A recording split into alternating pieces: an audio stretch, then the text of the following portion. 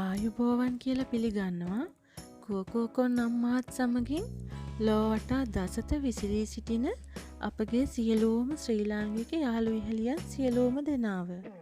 ඔන්න මම අද ඔයාලට අරගෙන ආවා ගොඩාක් රසවත් වගේම ඉතා ඉක්මනින් හදාගන්න පුළුවන් පරිප්පු මෙල්ලුම කොහොමද හදාගන්නේ කියලා. මේක අපිට හදාගන්න විශේෂයෙන්ම අවශ්‍ය වෙන දෙයක් තමයි පොල්. එහෙනම් අපි පොල් ටික ගාගෙන ලෑස්ති වෙමු නේද? ඔව් අපි දැන් බලමු මේ සඳහා අවශ්‍ය වෙන අනිත් අමුද්‍රව්‍ය මොනවද කියලා. පරිප්පු ග්‍රෑම් 200ක්, රම්පේ කරපිංචා ස්වල්පයක්, අබෑට ස්වල්පයක්, කහ කුඩු ස්වල්පයක්, පොල් ටික කොටා ගන්න පුංචි වංගෙඩියක්, කුරුඳු පොතු කැබැල්ලක්, ගම් මිරිසට ස්වල්පයක්, සූදුරු අත්‍යවශ්‍යයි, පොල් බෑයක පොල්, පීලුණු ගෙඩියක්, සුදු ලුණු බෙක් 2-3ක්, රස අණුව ලුණු, තෙම්පරාදුව සඳහා තෙල් ස්වල්පයක්. අපි මුලින්ම මතක තියාගන්න ඕනේ පරිප්පු ටික සෝදන්න වතුර එකතු කරන්න කලින් අනිත් අවශ්‍ය කරන සෑම අමුද්‍රව්‍යයක්ම ලෑස්ති කරලා තියාගන්න. බීලුණු ටික සිහින්ව දිගටියට ලියාගන්න.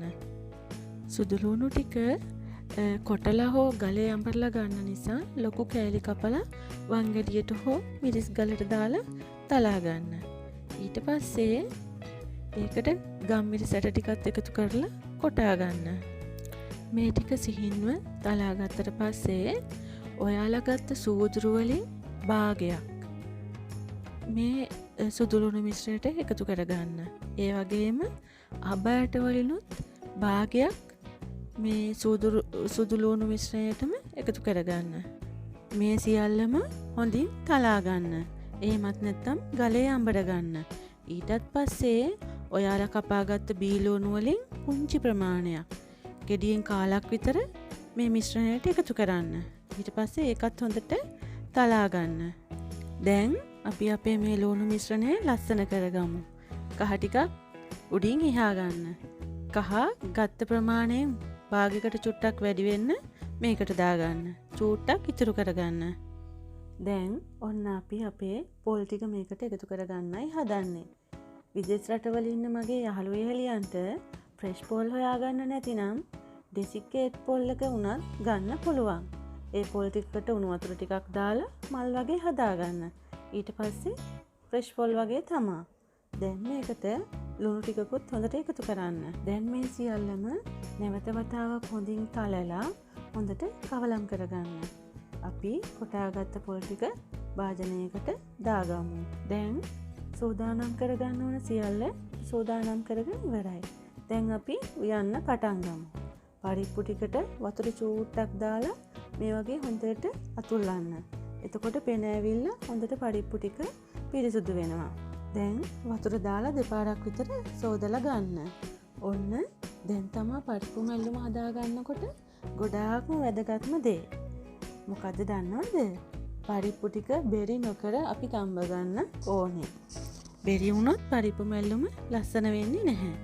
ඉතින් ඒ නිසා වතුර තියද්දි පරිස්සමින් වතුර ටික පරිප්පු වැසෙන නොවැසෙන ගානට වගේ පොඩ්ඩක් වෙන්න තියාගන්න.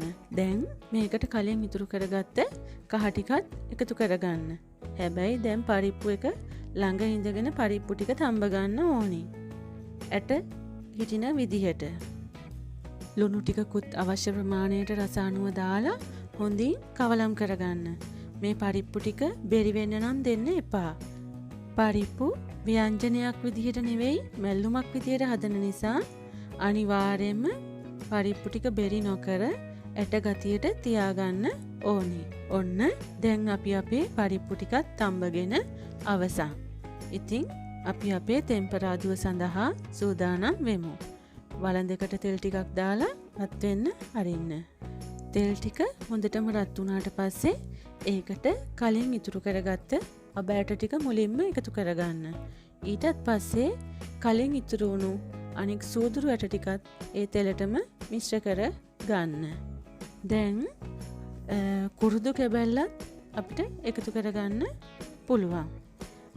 දැන් සිහින්ව ලියාගත්ත බීලුණු ගෙඩියත් මේ මිශ්‍රණයට එකතු කර ගන්න.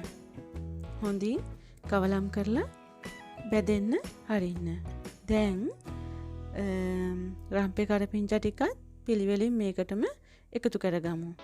දැන් මේ සියල්ල රන්වන් පාට වෙන තෙක් බැදෙන්නට හරින්න. ඊටත් පස්සේ අපිට අපි කොටලා ලෑස්ති කරගත්ත පොල් ටික මේ මිශ්‍රණයට එකතු කරගන්න පුළුවන්. දැන් මේ සියල්ලම හොඳින් කවලම් කරලා පොල් ටික ටිකක් මැලවෙන්න දෙන්න. විනාඩි 2ක් පමණ. ඊටත් පස්සේ අපි තම්බලා සෝදානම් කරගත්ත පරිප්පු ටික මේ පොල් මිශ්‍රණයට එකතු කරගන්න. හැඳි මිටක ආධාරයෙන් මේ සියල්ල හොඳින් කවලම් කර ගන්න. විනාඩියකින් පමණ ලිප ඕෆ් කරන්න. දැන් ඔන්න අපි අපේ පරිප්පු මැල්ලුම හදලා ඉවරයි. මගේ යාළුවනේ, ඔයාලත් ගෙදර හදලා බලන්නකෝ වෙනසකටත් එක්ක. ඉතින් ඔයාලා මගේ මේ වීඩියෝ එකට කැමති නම් ලයික් එකක් දාන්න. ඔයාලගේ යාළුවන්ට බලන්න ෂෙයා කරන්න. ඒ විතරක් නෙමේ, මම අලුතින් හදන කෑම රෙසිපිස් බලන්න වීඩියෝ channel එක subscribe කරන්න. bell icon එක click කරන්නත් අමතක කරන්න එපා. මගේ යාළුවෝ හැමෝටම සුබ දවසක්.